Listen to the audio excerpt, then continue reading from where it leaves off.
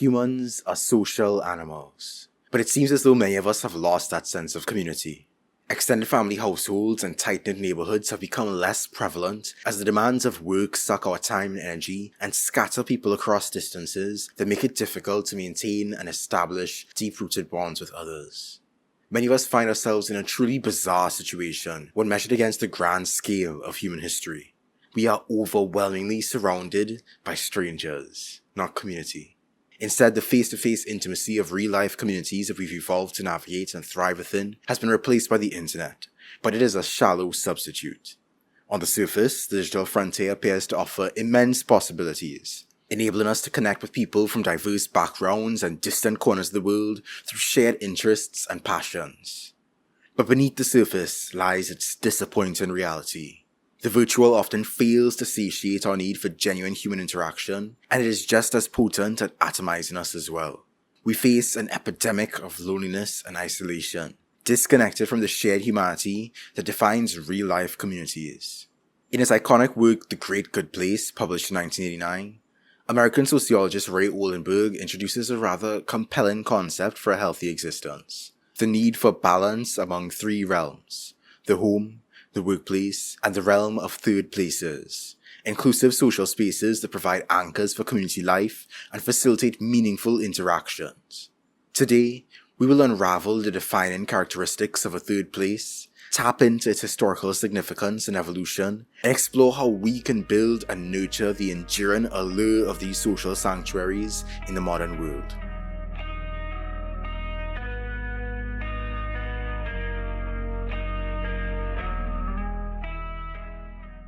Typically, people refer to cafes, pubs, stoops, and parks when thinking of examples of third places. But of course, not every cafe, pub, stoop, or park captures the magic of a third place. In fact, Oldenburg identifies 8 primary characteristics that contribute to the distinct appeal of these truly communal spaces and the impact they have on the lives of those who frequent them. But furthermore, he insists that his strict characterization eliminates the majority of establishments, even if they fit some of the characteristics. Let's get into what they are now. For one, a third place lies on neutral ground. No one is expected to play host for the others, no one is obligated to be there, and people are comfortable and free to come and go as they please. We need spaces where people can just be, where opportunities can exist for fraternization in a safe public setting that can't be found in the privacy of the home or the professional boundary of the workplace. A space where a variety of relationships can blossom, including those that don't go any deeper than friendly public encounters. Secondly, the third place is a leveling place. It requires no formal criteria for membership. It places no emphasis on one's social status, and it provides the possibility for people of a variety of backgrounds and experiences to associate on the merits of their personality alone. Within third places, people can find friendships with those whom under other circumstances they might never cross paths. The third characteristic of the third place is that it is a place in which conversation is meant to be the main activity. It doesn't have to be the only activity. For example, card games or pool or dominoes make for an excellent social lubricant. But the space should be comfortable enough to facilitate pleasurable, light-hearted, and entertaining conversation. Now, it's not difficult to create a space that can facilitate good conversation, but it's also easy to ruin the flow of good conversation. Even the most soothing music, if played too loudly, can make conversation too difficult to be worth it. And not to sound like a boomer, but what Ray Oldenburg calls mechanical or electronic gadgetry can also really kill good vibes. And of course, folks who try to dominate the discourse with their egos can be quite ruinous to the social energy that a good third place tries to foster. There's an art to conversation, and it really boils down to being attentive and considerate. Fourthly, third places need to be open and readily accessible. That means being accessible in the sense of being in a convenient location and open whenever the demons of loneliness or boredom strike, or when the pressures and frustrations of the day call for relaxation amid good company. In other words, third places are available when people need them to be. Next, third places are given their appeal by their regulars, who help set the mood of the space and provide a welcoming environment for newcomers. Every regular was once a newcomer, and the acceptance of newcomers is essential to the sustained vitality of the third place. However, as Oldenburg notes, there's an order of welcome to third places. The most welcomed is the returning prodigal, who was away for a while but has now returned to catch up with the other regulars. Next is the regular whose arrival was expected, followed by the regulars who bring a stranger, followed by a pair of strangers, and lastly, the lone stranger, who faces the most difficult though not impossible task of building trust in order to endear themselves to the regulars of the space. Poor little mouse, all alone. But I'll let you in a little secret. Third places can seem a lot more closed off to newcomers than they might actually be. The mouse may not have to be alone after all. Sixth, third places keep a low profile. They're not excessive, extravagant, pretentious, or overly fancy. They're not usually openly advertised, and they tend to be older places. They're usually less inclined to the strictly profit-driven pursuit of a volume of transient customers with high turnover. They're rather modest, both in their design and in the apparel of their regulars. In fact, third places often have a quote-unquote seedy atmosphere meant to repel the intrusions of one-time visitors. They're not meant to be tourist traps. Seventh, and we're almost done, third places have a playful mood. People go to third places for the banter and the laughter, not tension and hostility, so that's what the space is set up to encourage. And lastly, number 8, third places are meant to be a home away from home, offering a sense of intimacy, regeneration, and community that puts people at ease in a warm and friendly atmosphere. To summarize, third places exist on neutral ground, function as equalizers of social status, provide an environment where conversations are at the center, keep a low profile, are open and accommodating, have an essence shaped by their regulars, characterized by playfulness and a sense of home away from home. With all these characteristics in mind, third places clearly offer a range of benefits that can delight and sustain both the individual, whose sociable and conversational skills are greatly enhanced by the interactions with the space, and the community, which thrives with a genuine connection, shared experiences, and sense of belonging fostered within third places.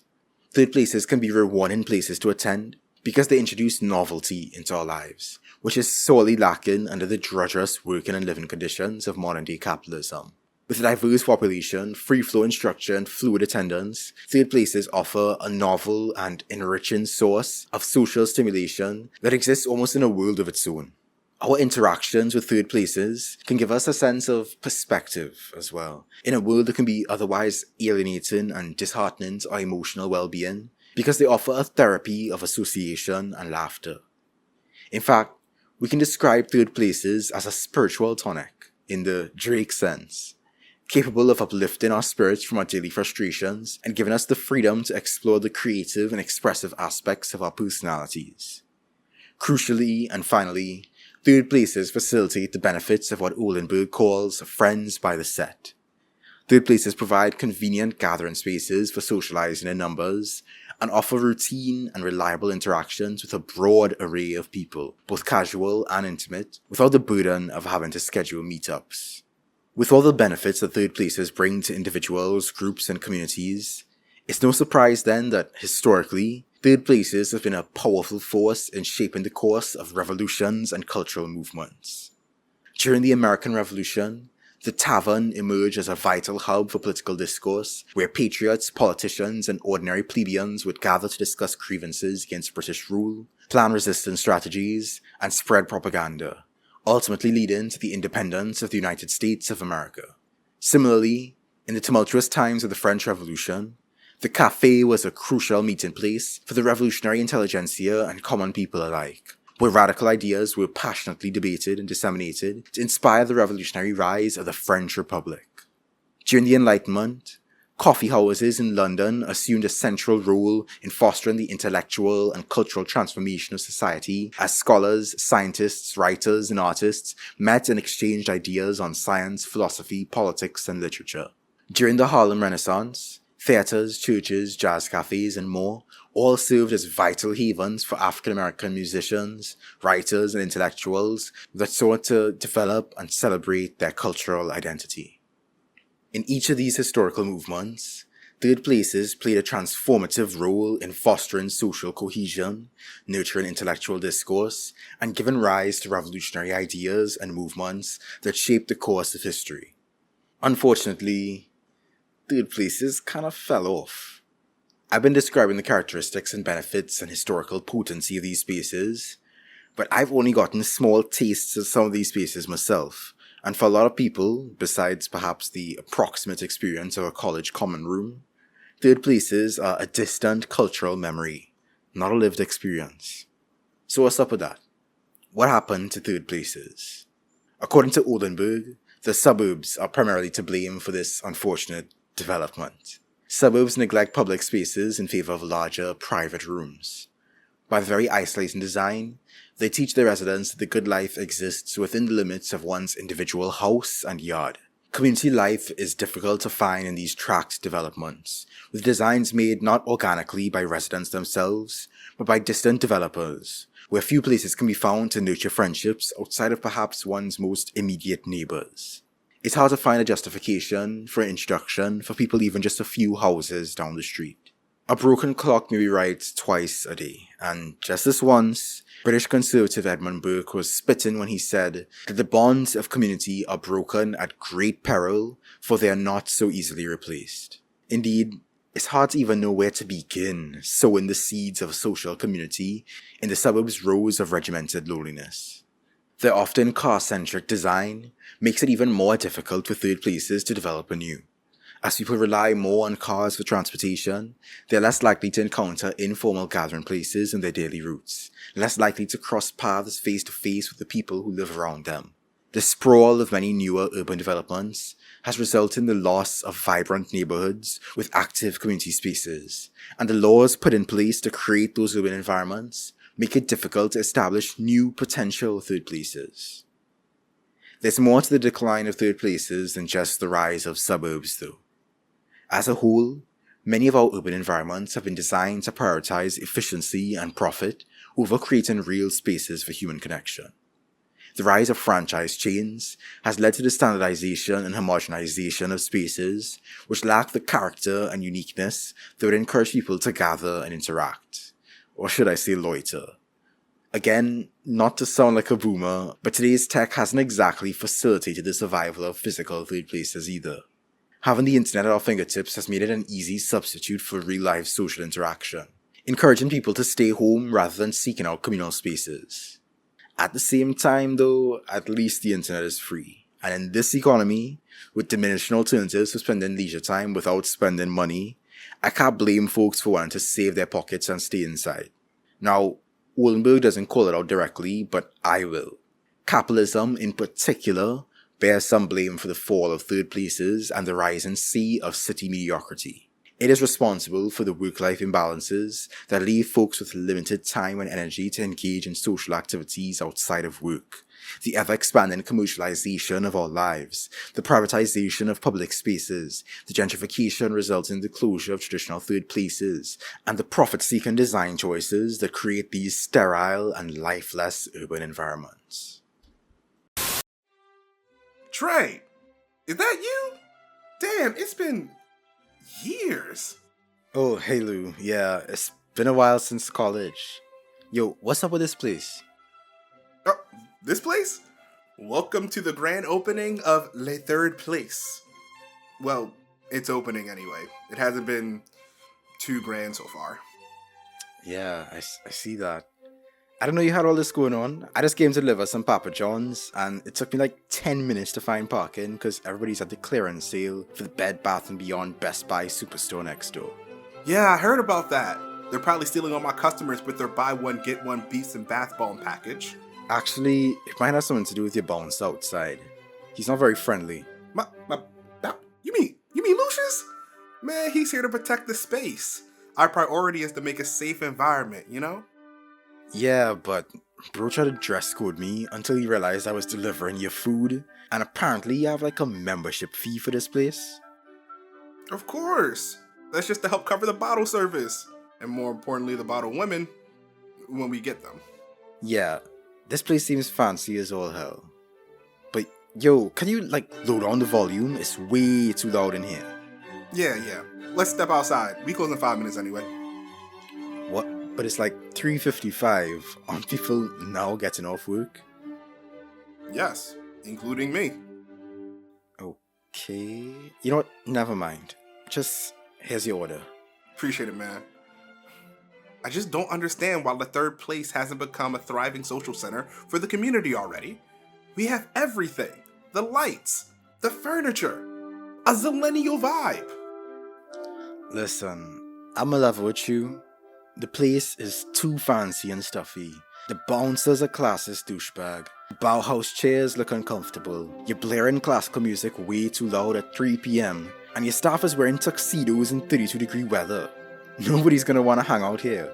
32. First of all, that blaring music you're referring to is the great Creole composer Joseph Boulogne, Chevalier de St. George's, and you will respect his name as such. Whatever, man. Honestly, the only characteristic of third places you got right is that nobody's obligated to be here. Which is why nobody's here. But you're here. And I regret it. Just enjoy your food, man. Damn. Well, just so you know, I can't tip right now, but I can give you a 10% discount on membership. Yeah, I'm out of here. The concept of third places has picked up in popularity as of recently because, for many, the loss of third places has been a major L for the human race. However, in those conversations of folks yearning for third places, I think there's some teensy tiny critiques of the concept and of the book that I haven't yet seen addressed. So going back to the concept of three realms, right? Oldenburg gives the impression that these realms are ranked in a particular order, like they're literally first, second, and third in importance. As he argues, we need a home even though we may not work, and most of us need to work more than we need to gather with our friends and neighbors. First of all, I think this argument glosses over domestic labor entirely, not treating it as real work, which is unfortunately to be expected at this point. And otherwise, I still disagree with the sentiment. As I believe in our society making a post-work shift, I don't really rock with the idea of work as we understand it today holding such a place of primacy over life-affirming social interaction. I'd rather rank our homes, our workplaces, and our community spaces equally than place work above social life. So Oldenburg further argues that typically the individual spends more time at home than at work and more at work than in a third place. Thus, in importance, in claims on time and loyalty, in space allocated, and in social recognition, the ranking is appropriate. So I would take it a step further and argue that labor and leisure, both alone and in company, can and should exist far more flexibly than the strict separations and ranking of these three realms seems to allow. Maybe we should entirely upturn the boundaries between these realms and aim to transcend them.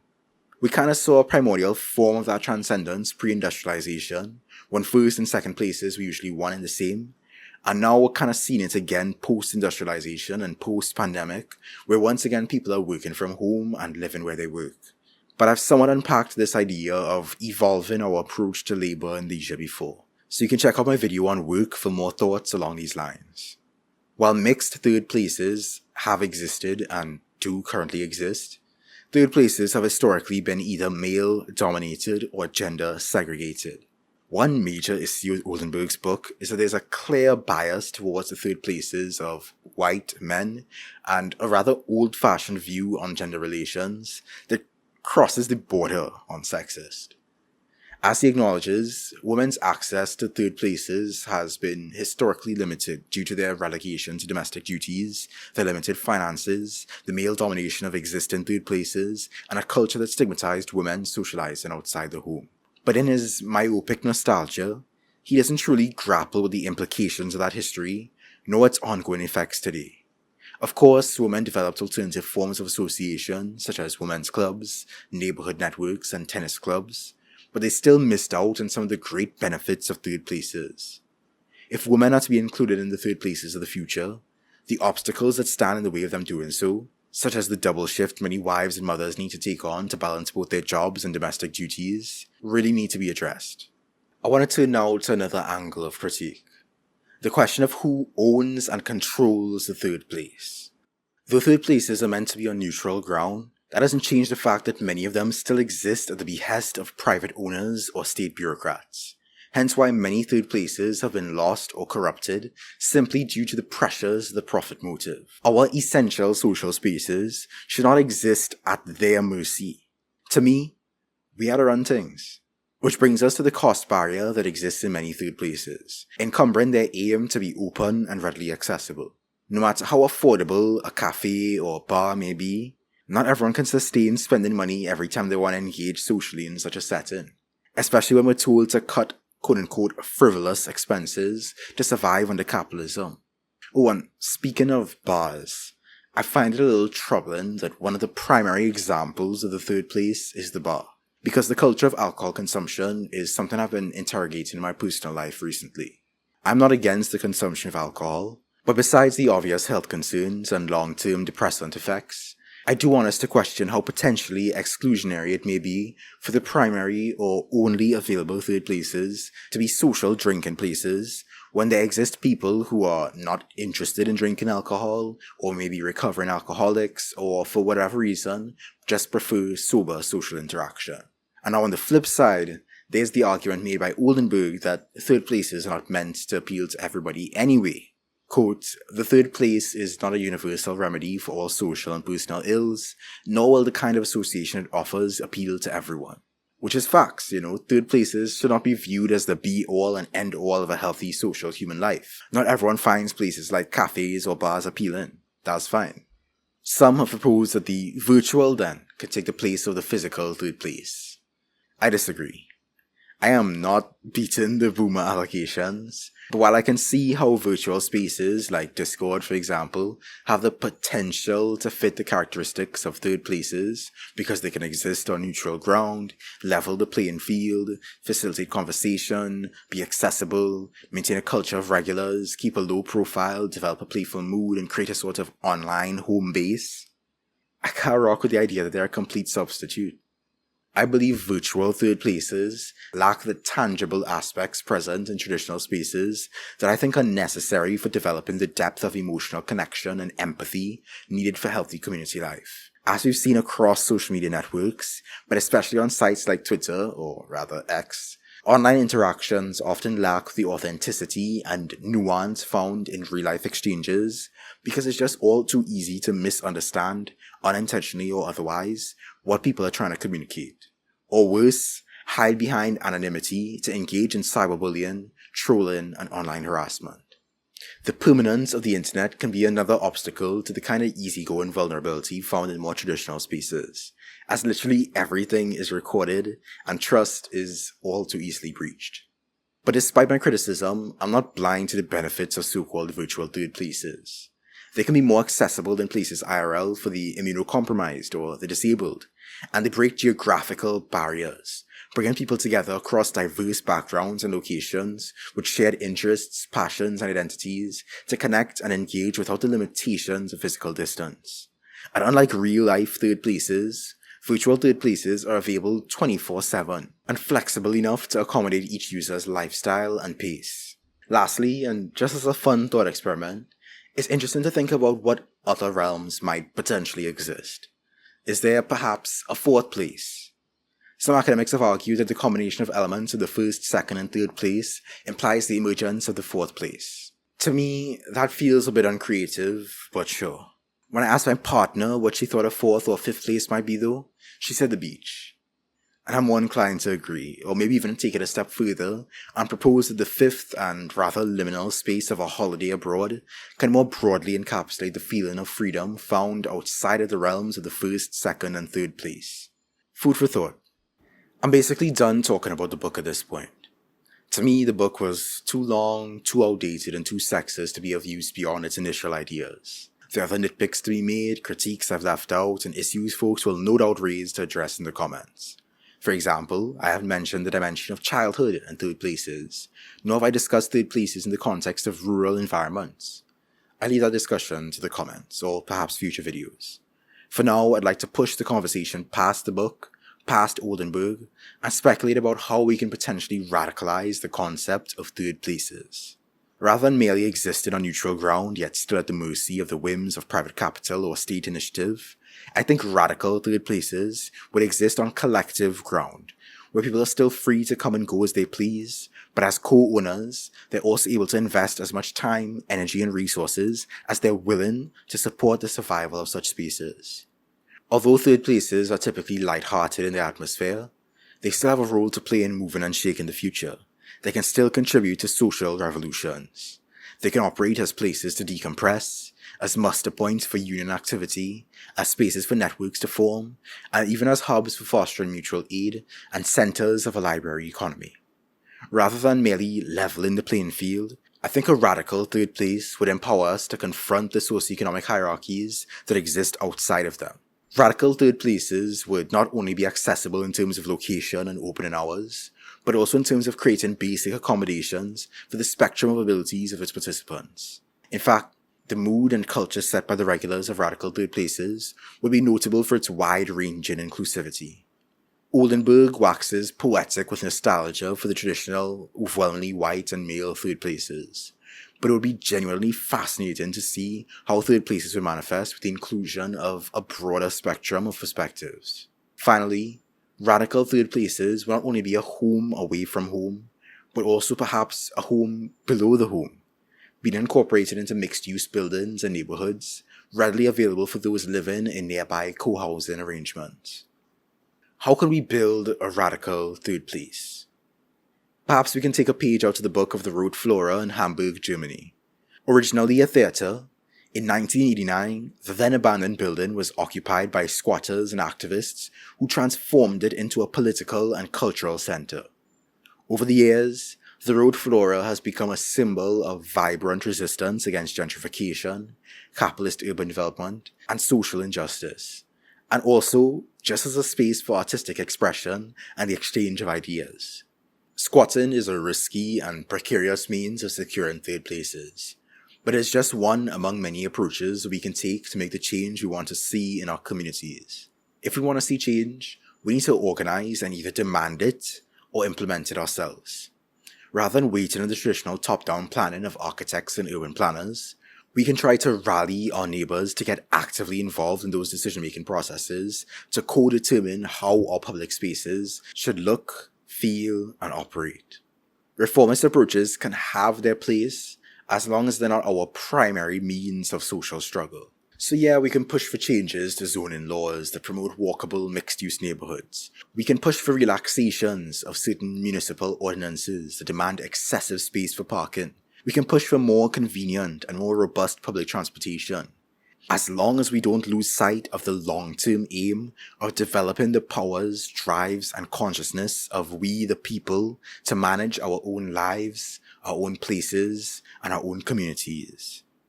I touch more on that in my social revolution video. It would be a tad dramatic to argue that the decline of third places and its consequences has been a disaster for the human race.